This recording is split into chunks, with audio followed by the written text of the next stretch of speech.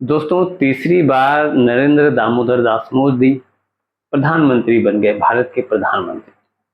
तीसरी बार। लेकिन इस प्रधानमंत्री बनने में और पहले बार दो बार बनने में बहुत सारा अंतर है, बहुत सारा चीज बदला हुआ है। जैसे 10 साल जो प्रधानमंत्री ने राज किया और अब के जो उनके शपथ ग्रहण समारोह की बात करें या फिर आगे के कार्यकाल की बात करें, तो उसमें बहुत ज़्यादा अंतर होने वाला है। बहुत ज़्यादा जमीन आसमान का भी अंतर आप कह सकते हैं, कुछ भी अंतर होने वाला है, लेकिन वो अंतर होना ही होना है। क्योंकि जहाँ 10 साल पहले से अगर उनकी सरकार थी तो पूर्ण बहुमत था उनके पास, और उसके बाद उनकी जो मर्जी थी वो भारतीय जनता पार्टी अपने हिसाब से सारी चीज़ करती थी। कोई रोक टोक उसमें नहीं था, क्योंकि उनके पास पूर्ण बहुमत था। दूसरी बार भी ऐसा ही था। जो भी हो रहा था, भले उनके साथ तमाम घटक शामिल थे, लेकिन जो भी हो रहा था वो भारतीय जनता पार्टी के नाम से हो रहा था, पीएम मोदी के नाम से हो रहा था। सारी चीज़ें, चाहे कोई योजना या कोई चीज़ हो, और कोई ऑब्जेक्शन नहीं कर रहा था, क्योंकि उनके पास पूर्ण बहुमत। ठीक है, कोई आए या जाए कोई फर्क नहीं पड़ता है। उनको तो ये था कि भाई हमारे पास तो है, कोई जाए तो जाए, आए तो आए, नहीं आए तो कुछ लोगों ने उनके साथ रहने में ही भलाई समझी होगी, तो बहुत लोगों उनके साथ रहे, कोई छोड़ा नहीं। सत्ता का साथ कौन छोड़ता है? सत्ता के साथ कुछ नहीं मिलेगा तो कुछ ना कुछ तो जरूर मिलेगा, ये मैटर होता है। लेकिन अब की बार बहुत कुछ बदल गया, क्योंकि जनता ने किसी को स्पष्ट जो है बहुमत वाला जनादेश नहीं दिया, और इस वजह से किसी पार्टी की अकेले दम पे सरकार नहीं बन सकती थी, और वही हाल हुआ आपकी भारतीय जनता पार्टी का। एनडीए कह सकते हैं आप, कई पार्टियों का एक संगठन है एनडीए जिसका नाम है, और एक इंडिया अलायंस जिसमें अखिलेश यादव, राहुल गांधी, तमाम पार्टियां थी। ये दोनों पार्टियां लड़ रही थी, और किसी एक पार्टी को जनता ने बहुमत नहीं दिया, जिसमें आप कह सकते हैं ये भारतीय जनता पार्टी भी बहुमत से दूर रह गई, और जिसकी वजह से चंद्रबाबू नायडू और नीतीश कुमार जी का साथ लेना पड़ा प्रधानमंत्री बनने के लिए। प्रधानमंत्री शपथ के लिए पीएम मोदी तीसरी बार प्रधानमंत्री की शपथ नहीं ले पाते अगर नीतीश साथ नहीं होते, चंद्रबाबू नायडू साथ नहीं होते।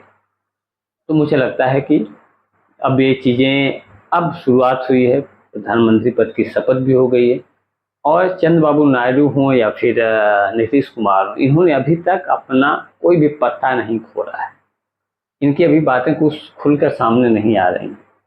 माइंड में तो बातें बिल्कुल चल रही होंगी कि उनको क्या चाहिए, कौन सा मंत्रालय चाहिए, क्या उनको उनकी डिमांड है, क्या मांग है, और मानना तो पड़ेगा आपकी बात, क्योंकि अब की बार मोदी सरकार नहीं है, अब की बार भारतीय जनता पार्टी की सरकार नहीं है, बीजेपी सरकार नहीं है। अब की बार है एनडीए की सरकार, और एनडीए की सरकार में कह सकते हैं नीतीश कुमार, चंद्रबाबू नायडू एक ऐसे दो पिलर हैं जिनके सहारे पे खड़ी है ये सरकार। और पीएम मोदी शपथ भी ग्रहण समारोह में भाग ले पाए या प्रधानमंत्री पद पे आसीन हो पाए, तो कह सकते हैं आप बहुत इम्पोर्टेंट रोल है, आधार है, एक तरह से कह सकते हैं। और ये जैसे ही हटे तैसे सरकार गिर जाएगी, इसमें कोई दो राय नहीं। तो पीएम मोदी बिल्कुल नहीं चाहेंगे कि ऐसा हो। और चंद्रबाबू नायडू और नीतीश कुमार की आप अगर बात करते हैं तो आपको पता है किस तरीके के संबंध रहे हैं इन लोगों के आपस में। पीएम मोदी है भारतीय जनता पार्टी, चंद्रबाबू नायडू या नीतीश कुमार है। नीतीश कुमार को तो आप कह सकते हैं पलटू चाचा के नाम से फेमस कर दिया गया है। तो सरकार बन गई, लेकिन पीएम मोदी कहते हैं ना कि मैं 17 घंटे काम करता हूँ, 24 घंटे काम, बहुत सारी चीज़ें सुनी होगी, लेकिन मुझे अब लगता है कि वो 24 घंटे काम करना पड़ेगा उनको। इसलिए करना पड़ेगा क्योंकि वो कहते हैं मैं बहुत कम सोता हूँ।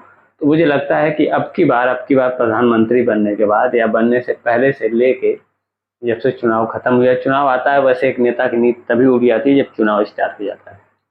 चुनाव से लेके अभी तक मुझे नहीं लगता प्रधानमंत्री चैन की नींद सोए होंगे, और आगे भी जो सो पाएंगे, इसलिए कि जब तक नीतीश कुमार या चंद्रबाबू नायडू साथ में हैं, और जब तक अपने पत्ते नहीं खोलते, पत्ते का मतलब जब तक खुल कर नहीं बात करते कि हमको ये मंत्रालय चाहिए या वो मंत्रालय चाहिए, ये चीज़ चाहिए, वो चीज़ चाहिए, और उस पर खुल के जब तक बात नहीं, स्पष्टीकरण उनको नहीं मिल जाता, या फिर असंतुष्ट नहीं होते उनकी मांगों से भारतीय जनता पार्टी के लोग या प्रधानमंत्री या अमित शाह, राजनाथ सिंह या तमाम सुपीरियर जो हैं सहमत अगर नहीं होते हैं, तब तो दिक्कत होगी।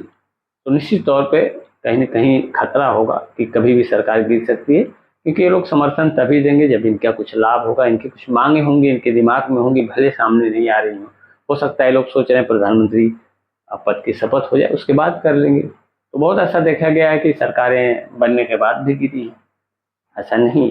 तो ये गठबंधन की सरकार बस चल भी जाती है, सरकारें चल भी सकती हैं, बहुत सारा तालमेल अच्छा रहता है तो चल भी जाती है।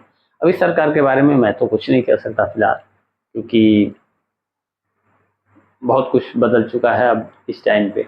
फिलहाल आपकी क्या राय है, कमेंट में अपनी राय दीजिएगा कि सरकार कितने दिनों तक चलेगी, नीतीश या चंद्रबाबू नायडू की क्या डिमांड हो सकती है। जय हिंद।